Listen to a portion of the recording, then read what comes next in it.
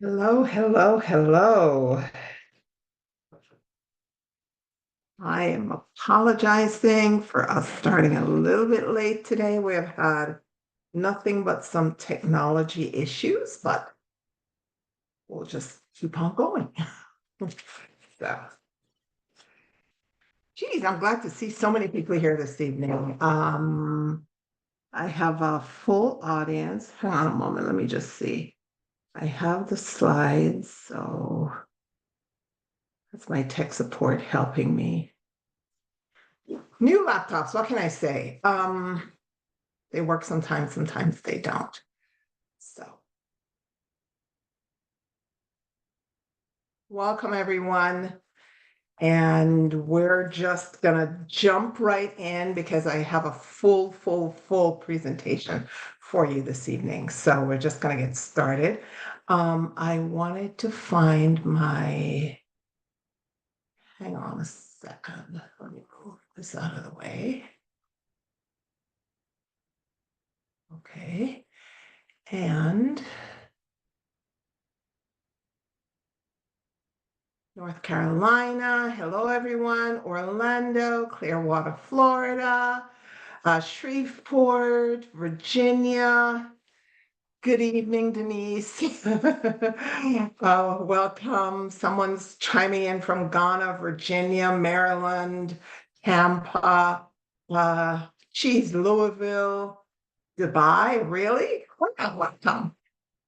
We touch all kinds of folks here at the HBCU Career Center, so it's good to see everybody. We're just gonna, let me move this out of the way. And if you've sat in presentations that I've done before, you know that it's okay for you to throw any questions or anything that you have in our little chat. And this way everybody gets to see it and we get to kind of have a conversation as we go forward. I'll start with one big question. What do you hate most about job searching? Go ahead and throw that in the chat. I see Georgia, Arkansas says the volume is low. Let me see here. I have it pretty much up on my end. Does that make a difference? Does that make a difference?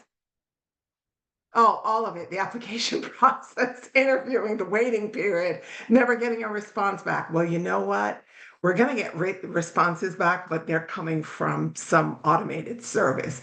Ghosting, cover letters, no reply. Process has changed significantly since 5 years ago. Not hearing anything back, the ATS systems, getting a call for an interview, being chosen, or never hearing back. Detailed work history after submitting resume, just applying. I hear you. I hear you. I hear you. I hear you. I actually just finished with a major recruiting for an organization. They were trying to find an accountant, a staff accountant. And it just reminded me of how tedious job searches are. So it's hard for you on the job front as the applicant, and it's hard for the recruiter on the inside also. Having to reapply after filling out the application. Worse, those systems that will say, oh, this will populate your resume, but then it really doesn't. Getting to the third round of interviews and then getting denied the entire process.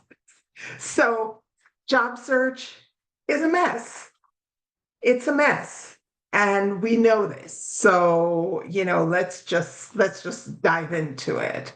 I wanted to ask that question and then I wanted to respond this way right off the bat. There are so many things in job search that you do not control. You don't control when the vacancy is going to be posted. You don't control what the job duties are going to be. You don't control the requirements for the job in terms of education, experience. You don't control the decisions that are going to be made inside of a company, even after the position has been posted. And if you've ever spent any time on the recruiting side, it takes a lot to actually get an organization to declare a vacancy. You got to make sure the budget's in place. You have to make sure that the team or the individual is ready to help the HR office to actually find people and to bring people in. You have to make sure you have folks available for onboarding because things could just go sideways really, really fast. And sometimes that's why recruiting is just get pulled or canceled because right hand doesn't know what left hand's doing. And it's like, where are the candidates? We don't have anybody to interview them. And the whole thing just drags on.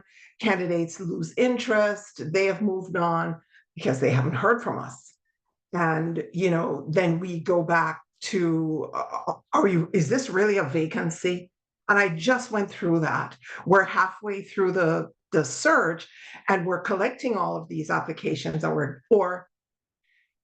collecting them. They're coming to us. Let me put it that way. They're coming to us. And then they're coming to us and we don't have the time to actually go through them. So it's just messy all around, but I just want to reassure you that there's some things that you just have no control over. And so when I talk to people who are job seekers, as we ultimately all are at some point, is to say, these are the things I can control, these are the things that I cannot control. You can't control who you're competing with. You don't see who those people are, and you can't control that. You can't control where the job is. You can't be in Atlanta and say, well, I really wish this job in Kentucky that I could do it from here. There is some of that that's going on with remote work, but for the most part, you can't control that. You can't control how the future of work is evolving and how many jobs you're going to have to pick up even after the job description is written and the vacancy is declared. By the time you get into the organization, other changes might have been made. So you have no control over that. You have no control over who the final selection is going to be. You have no control over what ATS system or AI they're going to be using in the job search, what kind of videos they're going to ask you to do, what kind of automated services you're going to have to be responding to. You just don't have any control over those things. And so I hear what you're saying, Andre. Yes, not hearing back. But just like you don't have control over these things, there are some things that you do have control over. You have control over clarity, how clear you are about what it is you're looking for, how much research you've done. You have control over how intimidated you feel by the position that you're applying for and the fear that will just come into the system no matter what you do. You have control over your transferable skills. You have control over the interview a little bit in terms of what you're going to share. You have control over how you can get as many of your questions answered, and you have control over your own self-care as you go through the job search process. Here's some job search data. I like to say hello to the AI assistants who's also helping Shirley and take notes.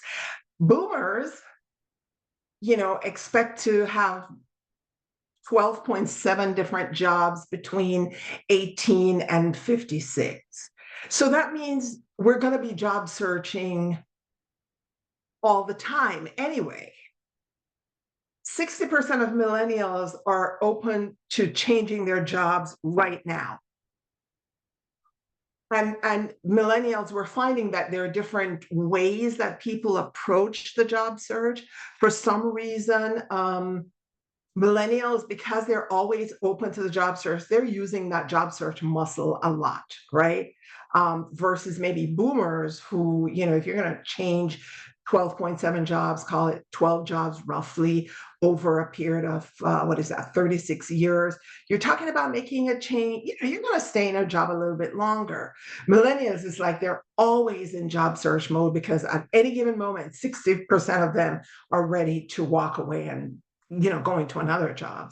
That's also the biggest part of the job, the workforce. by 2025, 70% of the workforce is going to be millennials. So imagine that mindset moving forward. Job searches are just going to evolve and change and move faster. And really, millennials will kind of dictate the pace of what will happen because they will make up the bulk of the workforce. Gen Zers, they're expected to have 17 jobs in their career. And the average length of stay in jobs right now, I think this was in 2022 data. Let me go back to my slide. 2022 data, boomers, 8 years and 3 months. Gen X is 5 years and 2 months. And you'll see millennials 2 years and 9 months. So they're exercising that job search muscle all the time. And I know a lot of millennials who every time I turn around, it feels like they're in a new job or they're looking for a new job. And they seem to be able to land the jobs. And sometimes not necessarily like, the jobs that they're in, so they move around. Tashana, I see that question about job hopping hurting. I actually wrote an article that was published in Forbes magazine. I think it was maybe 2 years ago. And it was, I believe job hopping is okay. You're obligated to move if you don't feel you're learning anything. If the job doesn't suit you, if there's something else that you think you want to get more into, you might have gotten exposed to it in this existing company, but you can't exercise it as much as you'd like. And so you're willing to go into another company. Feel free to do that. I'm going to make sure we send that article out to everybody who's in this session. Because I believe that job hopping is actually okay. Depending on who is doing the recruiting, some people are going to be looking at resumes. I just had it in that search I did where, this person is moving every 18 months, every 18 months to every 2 years. And what's important to me is, are they picking up the skills that we want? Are they moving into new areas of responsibilities? But I do not believe that it hurts, given that we know that, people are moving around at a faster rate. 2 years and 9 months. Now, sometimes somebody might say, well, what did you really learn in 2 years and 9 months? Or, in a few years ago, that was 4 years. And now it's down to 2 years and 9 months. So somebody might say you might not have learned enough. But I think that that's a case that you can make. And so, yes, I am totally okay with people job hopping and moving to better opportunities. If you're seeking better alignment, I think that's important. And the overarching feature really about why people hate job searches is because it's really a critique of who you are. It's an examination. It's a judgment that someone's going to be passing on you. Whether it's good or it's bad, it's a judgment. And none of us like to be critiqued.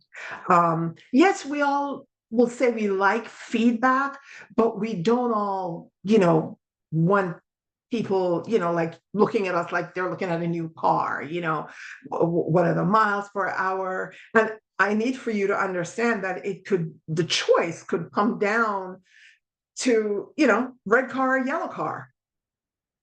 Both might be exactly the same candidates, same set of skills, but one organization says, okay, we're going to go with the yellow.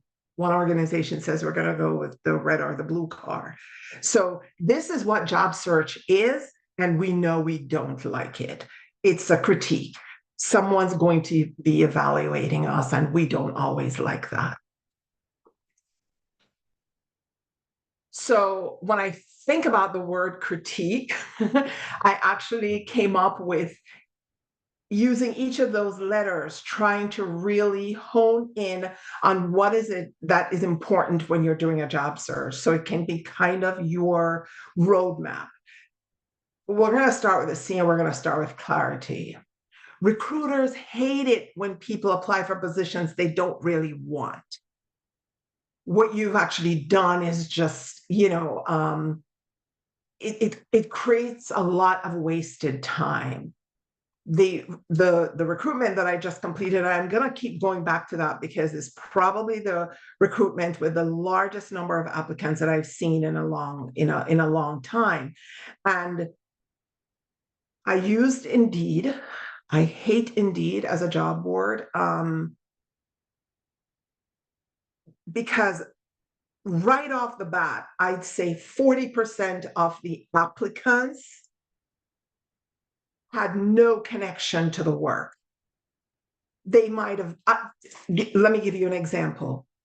We're looking for an accountant, and every job that talks about account, be it an account manager,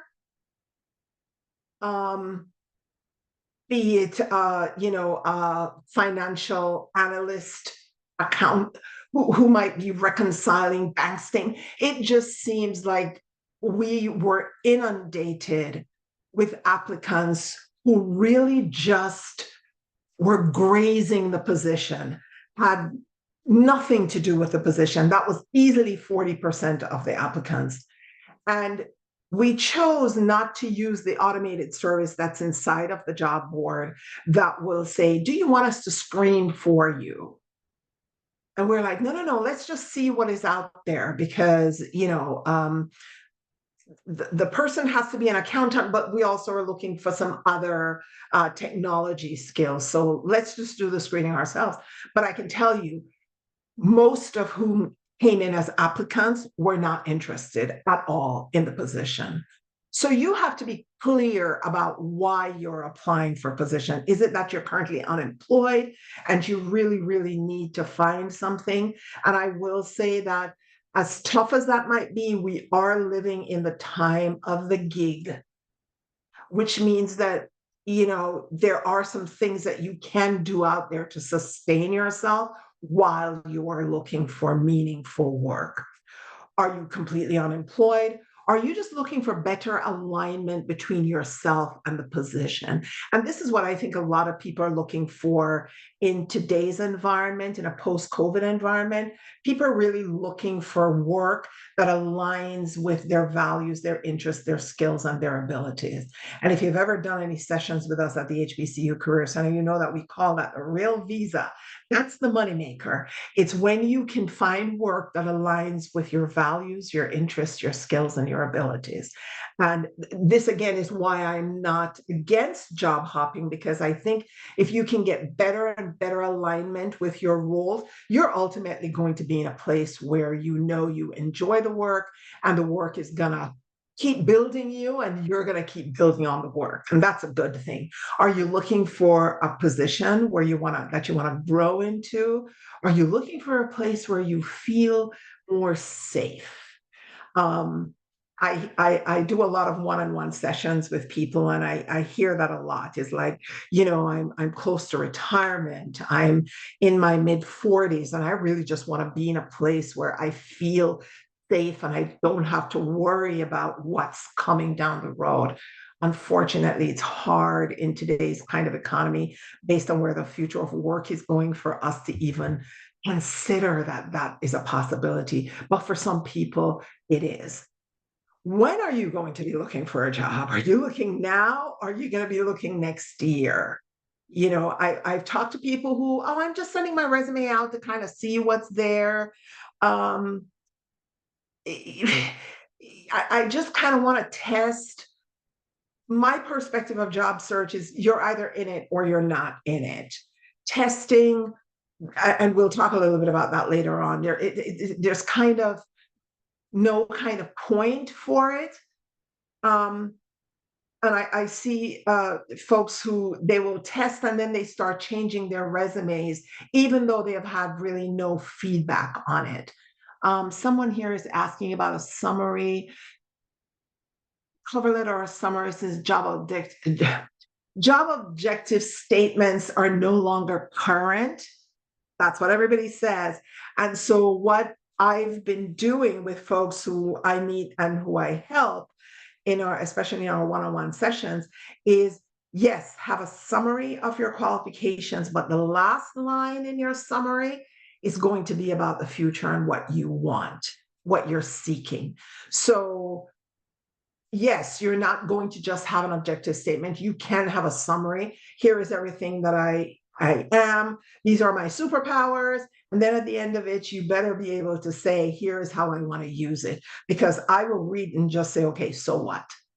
So you've excelled at this and excelled at this and excelled at this. Make that connection very specifically with that last line. I am interested in using my skills and my experience in manufacturing or in the human resources function, probably in labor relations or benefits or employee relations.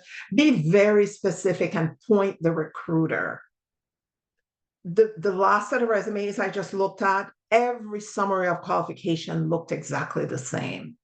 And no one was saying to me, here's what I want you to look for as you read through the rest of my resume. But we're going to talk more about that. What are you looking for?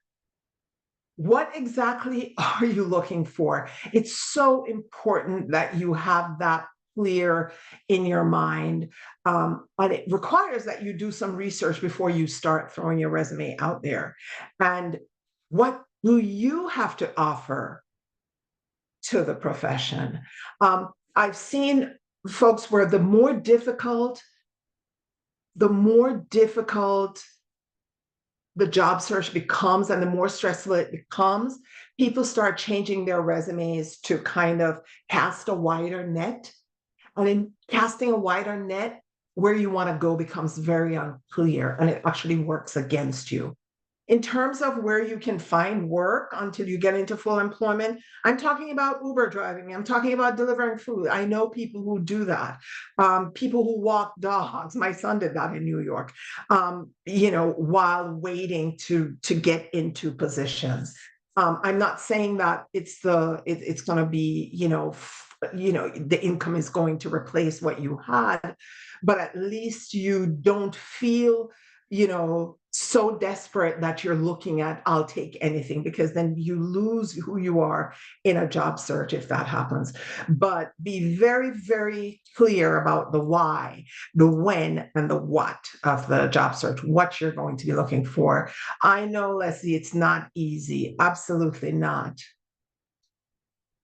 Two things with the R: research and resumes. And these are probably the two most important pieces of the job search. It goes back to the why. It goes back to the how you're going to present yourself. What is it that you're going for so that your resume can be fully targeted? Research yourself.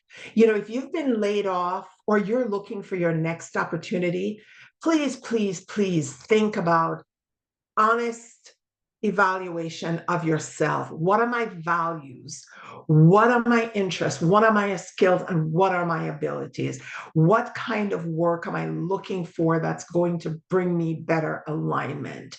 If you're jumping from the frying pan into the fire, it means you're going to have to do the job search again. And you don't want that. Or you're going to be stuck in a place where you don't want to go. So really make your job search more meaningful to you in terms of seeking what it is that you want. If you're clear on what your values are, you'd be amazed at how you start looking for companies that will feed your values. Do the research on industry, career, company, job. And also, one of the things that you should be looking at when you do your research is, what does recruitment look like in this particular space? If you are in, for example, manufacturing, you might find that they advertise local, open houses or hiring events. If you are in the aerospace space, you might know that they do a lot of recruiting on college campuses. Call up your prior career center on the college campus where you were and ask, is there somebody that you can share with me who I can talk to about what it's like working in aerospace? If there are certain professional associations that are affiliated with certain professions, and those are the things that you're seeking, understand what recruiting looks like in that space. Are they using staffing firms? And if they're using staffing firms, how do you contact the staffing firm and get a position inside of an organization? There are many, many staffing companies out there that you actually they have dedicated contracts with companies, and these are questions that you can ask. Call up a staffing company and say, what are the organizations that you primarily have accounts with or recruit with? And then once they let you know, then you can research those companies to see how they match up with your values, because I really believe that you want to bring a scalpel to your job search rather than a sledgehammer where you're just throwing everything out there and hoping something sticks. Having a LinkedIn page, absolutely, is important. And when you are clear on what your values, your interests, your skills, and your abilities are, and you start sharing things on LinkedIn that are tied to your values, interests, skills, and abilities, that's what you attract. That's what you attract. If you care about companies or organizations that have community programs, research companies and find those companies, follow those companies. And, if that's something that you care about, share that. Share that. This way people, when a recruiter goes to your LinkedIn page, which they inevitably will, they want to see that you're exercising who you are on your LinkedIn page. If your resume says this, and then I get over to LinkedIn and it says like, okay, she's had like 3 jobs between the LinkedIn page and the resume. What message is that sending to me? You can go on LinkedIn and find, you can go into companies, whatever the company is, and find the people who are in the company and look for recruiters and find people who hire. You can go on LinkedIn into the HBCU Career Center group. I think it's almost 7,000 people in the group. A lot of recruiters are in that. So LinkedIn does give you leverage, yes. Government positions, we do a workshop. We did a workshop on government earlier this year. Find me on LinkedIn. It's Marcia F. Robinson, and I will connect you with someone who knows the ins and outs of recruiting and hiring in the government. And, maybe we can find out if we can distribute her, if she approves for us to distribute the workshop that she did do for us, because it was pretty effective. So that's one of the things you want to research about is who does recruitment, or what does recruitment in the space that you're interested in look like? Let me see. Okay. Moving ahead here. Research. I shared with you that you want to research industry, job, careers. One of the tools that I use when I'm doing research, business students use this tool all the time. It's called a PESTEL analysis. They might spell it PESTEL or PESTLE. And so you're going to be looking at what are the political factors impacting this industry? What are the economic factors impacting this industry? Social and cultural factors, technology factors. For example, if you were to look at retail, you could probably go through each of these and see how retail is changing based on how these forces are manifesting themselves in the retail space. And all of that is going to be fodder for you when you're putting your resume together, when you're putting your cover letter together. And a word about cover letters, most recruiters are not reading them. So even though the job posting might ask you to provide one, if they do, provide one. If they don't provide one, because they're not reading it. But it's interesting if you get an opportunity to, let's say you're interested in pharmaceutical. And you keep on your desk, PESTEL. And every time you go on LinkedIn, you make it purposeful. You're looking for a social or cultural factor that's impacting pharmaceutical. that's the article that you'll share that day. If you're looking at an environmental factor that's impacting pharma, that's what you will share. That's what you will connect with people around. So what I hope you're getting is that the job search is not just this thing that you just do one time and be done. It's kind of always being present in your career to the point where, like, what do they say in sales? Always be closing, ABC. In recruiting and hiring and career, management, it's always be pacing the joint looking for opportunities, seriously. And so the more you are putting yourself out there around what you believe in and what you've learned, is the more attractive you will be when those positions come up. What about an administrative philosophy? In terms of, I would fit that into social and cultural. If you're, if that's not what you mean, Jacinta, go ahead and explain it for me. Go ahead and explain it for me a little bit more. If that's what you mean, you're looking for an organizational structure where the administrative philosophy is consistent with yours. I would think that would fall under the cultural area here of the Pestel analysis. Yeah, that would be the pillar that where I think you would find that. Okay, you have a management role and you've submitted one for a job. Okay, okay. So it's knowing that like who you are as a manager, if that's part of your value structure, then you should be sharing stories about, management philosophy, people who you look up to, people whose leadership you admire. That could be a way for you to be setting yourself apart consistently, not just when you are in job search mode. In terms of resumes, just based on what I just, keep it simple, simple, simple, and to the point of the job announcement. You can have pages and pages and pages of what I call an inventory of your past.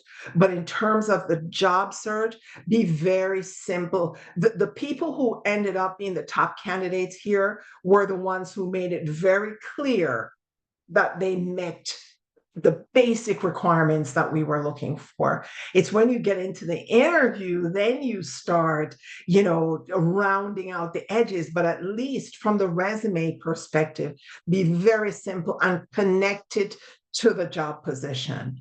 Write original summaries of qualification. And it's okay in a summary. I just saw that, re-engaging in the workforce after X amount of years, as a stay-at-home mother, re-engaging in the workforce after elder care during COVID. These are all part of your story that you get to tell in a resume. And it's those things in a resume that will set you apart from the other hundreds of resumes that we're just seeing that are just churning across the recruiter's desk. Answer the questions of the job. Make the case, and keep in mind that the top 35% of your resume is very, very important. How can you leverage your contract position for a new position? Well, you're meeting all the right people. It sounds like maybe there, and let me just say this. There are some organizations where you cannot leverage it. It is not even a possibility. And so if that's the case, it's something that you don't have any control over. And so if you don't have any control over it, then you let it go. But if you are working side by, I've seen that happen where you're working side by side with an external contractor who comes into your company to help you with technology transformation or setting up a new system. And when they leave, some employees leave with them. That happens.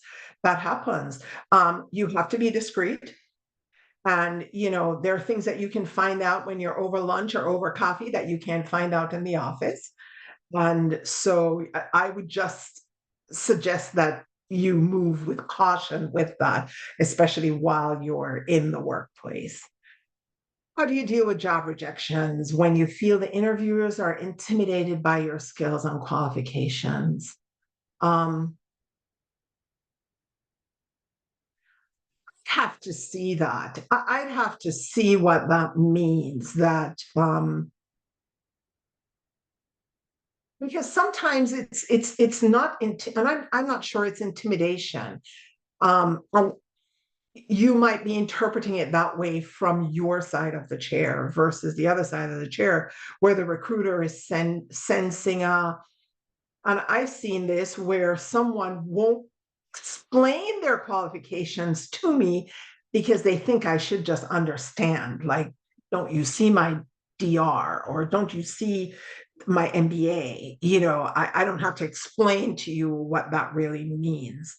I've seen that, but I've also seen someone, we ask the question, tell me what, now that you know what the position is all about, tell me what three strengths you think you would bring to this position. And this person answered and said, they're good at collaboration, they have great interpersonal skills, and they can read and write. And it was the way the person was in their chair, it wasn't intimidating, it was just off-putting. So it's I wouldn't want to say too much about body language, even though we know it plays a part. But, going to the interview, and if these are your skills that you want to sell, that you believe to be valuable for the position, then go right ahead and sell those skills and point those things out. Now, I've hired people in higher education specifically. I haven't seen it in any other industry where, you're asking for X, but people want to tell you about Y. And, you have to be careful that that's not what's happening. But resumes, keep it simple, connect with the position, original summaries, answer the question, make the case, and make sure the top 35% of your resume is powerful and literally points me to everything else points me to everything else that I really need to be looking for.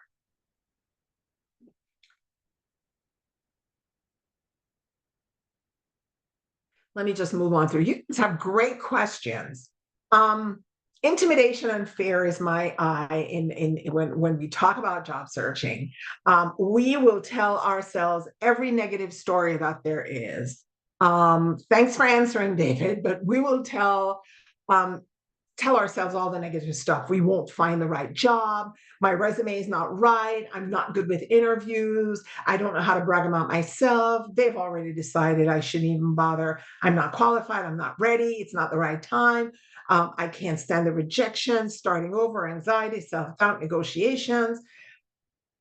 Here's where we really have some amount of control. We really can decide if the time is right, and we're seeking better alignment. We're not going to let these things get in our way. But we know that they will happen. So what you need to do is make sure you have your CAB, what I call your career advisory board, your folks who you can, when you're ready to pick up your pocketbook or your briefcase and just walk out of a company and say, okay, I'm so over this, that person we can talk you down off of a ledge. So have those people, or have those systems for yourself where you know what, it's fear that's really blocking me. I see this job, I think I could be awesome, I know I have the ability to grow into it, but I only have 50% of what they're asking for. I'm not going to apply. As women, we do that. Men, they apply when they have 10% of it, and then wonder, well, why can't I get hired? And maybe that's something we should be learning from our millennials, is that they have a boldness and a fearlessness about going after what they want. And, all of us could actually learn from that. But the intimidation and the fear is going to be a part of the job search because we're being critiqued and nobody likes to be critiqued. Your transferable skills. And this is what I meant when I was talking about LinkedIn earlier, where job searching is not this one-time thing that you do. It is an ongoing freshness that you need to maintain in your career. The ones that I put in color here are just the ones that the Department of Labor says, for 2024, these are big, important skills that you want to be able to demonstrate in an interview. You want to be able to demonstrate it on your resume because chances are employers are interested in these skills. Interviewing. There is too much to say about interviewing, except I want to encourage you to go into our job board, go into our website, and we have an interview like a pro training in there. It's going to take you about an hour to go through the 4 components, but it's really, really, really important that you know how to go in and talk about your past personal or professional experiences, what your responsibilities, reactions, and your outstanding observable outcomes were in jobs or in positions or with work that you've done. It's critical, and all the research that you've done is really prepping you for the interview.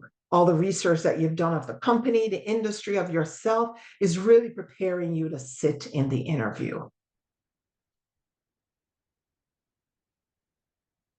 Some of the questions, and you're asking a lot of questions right now through the chat, and some of the questions specific to job search that I want you to be aware of. When you're looking at a new vacant position, do not just read the job title. In today's environment, be job title phobic. Unless it's a specific thing like engineer or accountant, medical doctor. But anything that's talking about analyst or, administrative roles, operations roles. I can tell you that sometimes inside of companies, people refresh job titles all the time. In the sessions that I do, the one-on-one career coaching sessions that I do with folks who schedule with me, you'd be amazed at how many times we talk about actually, you're interested in looking for a job, but you're actually doing that job here. How can you get your job title changed right where you are? Don't get stuck on the job title. Some of the things you might want to find out is, well, what's the salary for the position? Go to the Department of Labor, use the Career Insights tool on the HBCU Career Center website so you can see what salary ranges you should expect for a certain position. Is it worth you even attempting to go after this role given where you are? Sledgehammer or scalpel. I firmly believe that if you understand and seek alignment with your values, interests, skills, and abilities, you can pick and choose the companies and not just be throwing your resume everywhere, but you can have a very successful job search by targeting what you are interested in. How should you use social media in your job search? Do you want to let everybody in job search in social media, all of your friends, family, everybody know that you're looking for a job? It might not be the best place to broadcast. Even that open to work thing that's on LinkedIn profiles, I really don't like that at all. I just don't know why people would do that. I don't think it helps. And I think recruiters actually go around it. If you want to know what questions to ask after the interview, how to follow up, when you're leaving your interview, ask that question in the interview. How will I be able to follow up with you? avoid analysis paralysis with the information that you find or in job searches. I've worked with folks who have binders and spreadsheets of I applied for this on this day, I applied for this on this day. And when you go through the list of everything they've applied for, you know, some of it really wasn't relevant for what they said they wanted. Once they were able to do this work to get the alignment right, you know, instead of 120 applications, maybe they would have put out 50 and spent the rest of the time trying to build their career profile on a website like LinkedIn. How long to wait before you hear? My thing is, once you've done your part and you've sent it out, you're done. You're not waiting for that organization to necessarily reach back out to you. If they do, wonderful. But if there are other companies that you could also be a fit for, go after those companies also. I've seen this a lot where people will say, well, I've sent out 3 resumes and I'm just waiting to hear back from those. No, keep applying, keep applying. There are multiple organizations that do multiple things. That's what I mean about not being job title specific. Like if you're looking at a company and you're reading the job description and everything in there sounds like something you could do or you would enjoy, but it doesn't have a title that you're crazy about, apply anyway.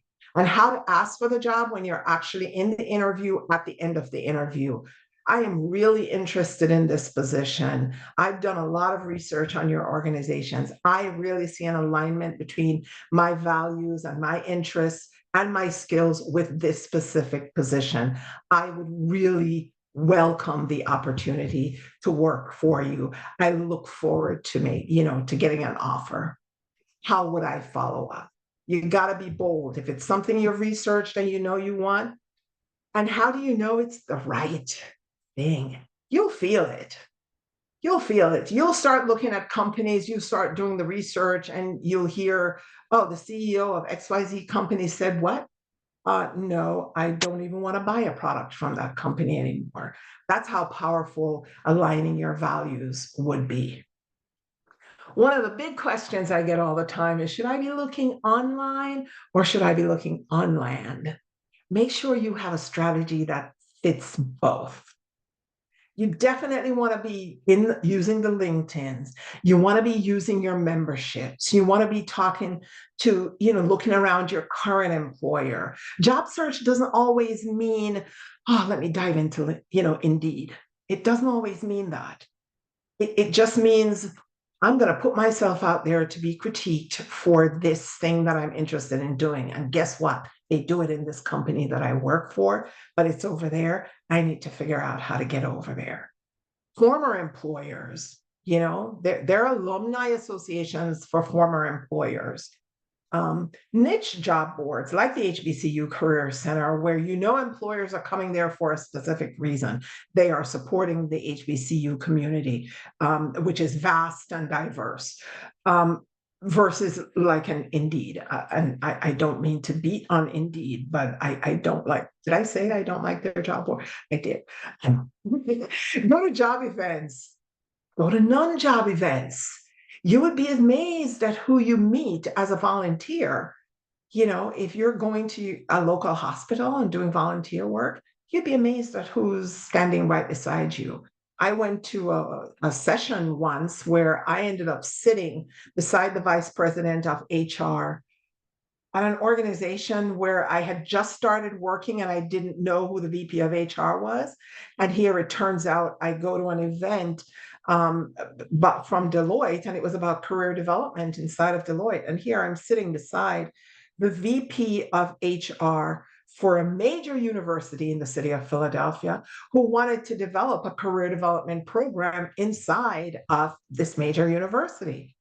Well, when I said I work here, and she's like, well, why are you at this event? Well, here is my background in career development.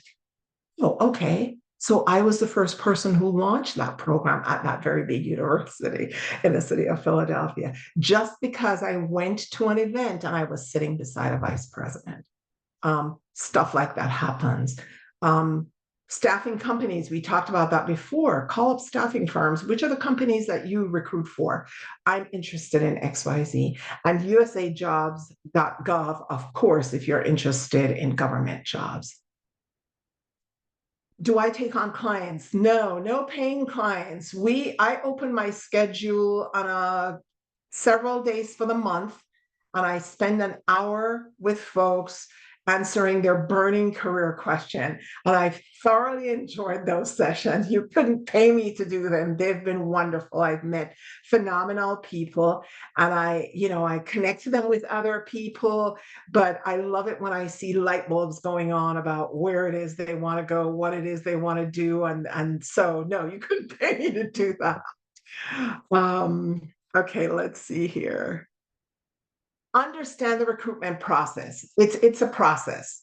So it's rare that companies will bring on a person where they didn't budget for a role. They might land a new client, and with this new client comes new money, and therefore, oh, okay, we didn't budget for it, but we have this new money coming in. So let's go ahead and, take on new people. But there's a whole process about how we make a vacancy something that we want to put out there to the public. So when you think about the job search, think about it step by step by step. You can't start the job search and say, oh, I'm not going to get that job, when you have never sent in an application, you've never put together a resume for it, you didn't interview, you're jumping way ahead. So you see something of interest, you might do some initial research, like the person who asked about having a contractor inside of your company, who you might want to, do an informational interview with, like find out more from that person over coffee or over lunch or something like that. Then you might put together an application. There is a screening process, usually a phone call, a video call, something like that. Interviews. And in that interview, I'm going to stress again, ask for the position.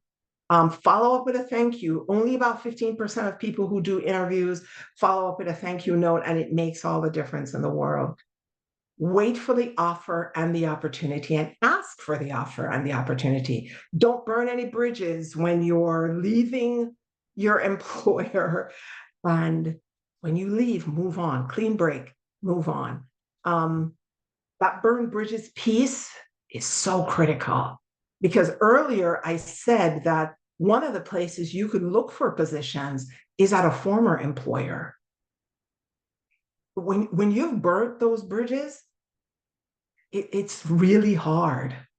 And if you're in certain kinds of industries where people know each other at a certain level, especially if you've been at a certain level, if you've been a COO who walked away from an organization right before a major rollout of a project, every CEO in the area will probably be talking about you.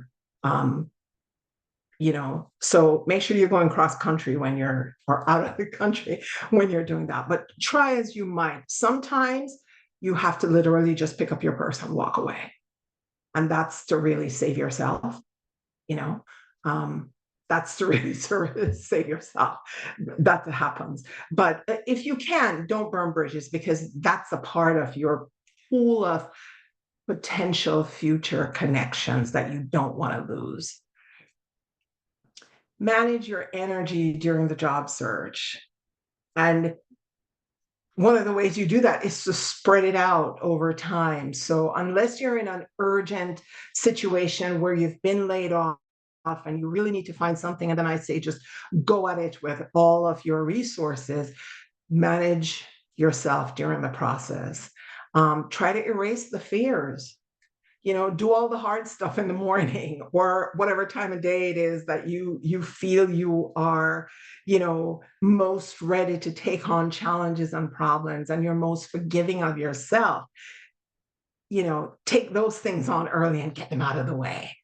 And there is no crying in job search. You have 24 hours to mope, 24 hours to reflect, rebound. And remember that there's some things you control and some things you don't control. And if you're like me, who believes in serendipity, you know that the ones I didn't get were never for me. My blessings, just won't get blocked. Just won't get blocked. And stay open. Stay open to whatever you think could be coming your way. And so you didn't get this one? Okay, move on. Next. Remember, it's all about the critiquing of you. And that's an uncomfortable place to sit, but you take it on because you are hoping that the critique of you is worth the new alignment that you're going to get in your new position. This is what the job search is, and we don't like it, but we're looking for something better, and that's why, we go through it. We have tons more resources at the HBCUcareercenter.com. I think I mentioned a couple. We have a career insights tool that can give you all kinds of information about how a career, an industry might be shifting or changing.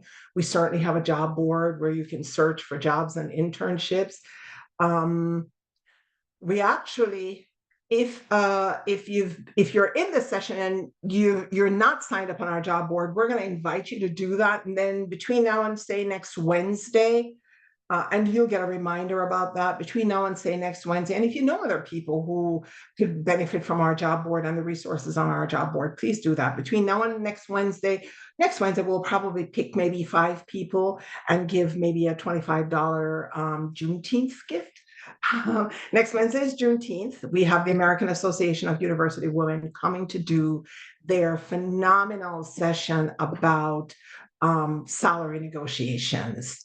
So what's for you is for you, but being open is paramount. You are so right, David.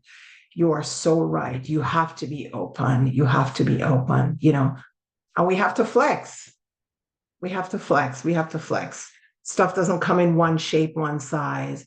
One size does not fit everybody. So, but I hope I've given you an opportunity to actually think beyond the job search and the mechanics of a job search, and think more about long-term career alignment, career satisfaction, and always be pacing the joint to see what opportunities there for you. And remember that job descriptions get rewritten all the time. If there's something that you see that you want that's closely aligned to what you're doing, ask about doing it right where you are. Get your job description rewritten right where you are. It can happen. So, okay, what's for you is for you. Chad, oh, thank you so much. Let's see here. Yes, you can schedule a session with Dr. R for sure. Please, please, please. We have fun in those sessions, discovering and, figuring things out, because sometimes when you're in it every day, you're getting up, you're doing your thing, you don't have the time. So sometimes when you set that hour aside for yourself to just say, this is all I'm going to focus on, not the price of gas, not the election coming in November, I'm just going to focus on me. And, we're able to have some real breakthroughs in those sessions. So don't forget, if you haven't signed up on our job board, please do that. That's how you can support us. You can share our job board with other people, as many employers as possible. We want using our job board because we're all about democratizing that information so everybody has access to everything that is out there. So take care, good evening, and I'll see you again.